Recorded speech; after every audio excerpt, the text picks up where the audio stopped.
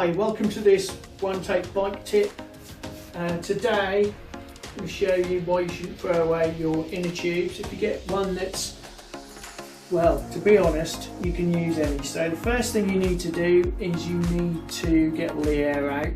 Now if it's got a puncture, the air should already be out, but it might be a slow puncture or something like that, and you can't use for this one of those a tube if it's filled up with slime or anything. So there's a little bit of air in here.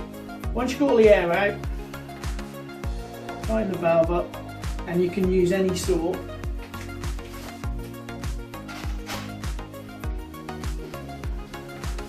Then put your dust cap back on, and then about a third of the way down put a knot in it. And you can see I haven't got all the air out of this one.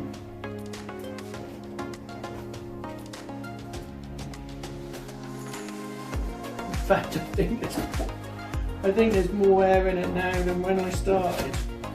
So let's just, for the benefit of the video, let's just put a little nick in this. There we go.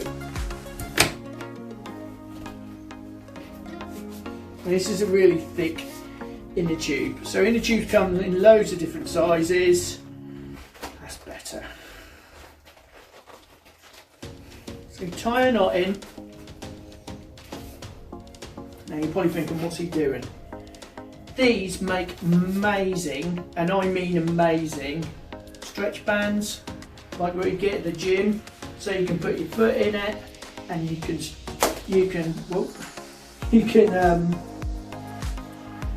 stretch your calf muscle out, stretch your hamstring muscle out. You can work on your upper body. Obviously different sizes and different thicknesses. You can do stretch your muscles, you can stretch everything pre-ride. That's what I use them for, and I really suffer from tight hamstrings, and these are a game changer. Game changer.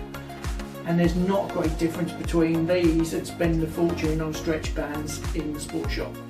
So don't throw your tubes away, just turn them into stretch bands. If this has helped, or you've liked this video, please give it a thumbs up. Don't forget to like and subscribe, and we'll see you in the next one.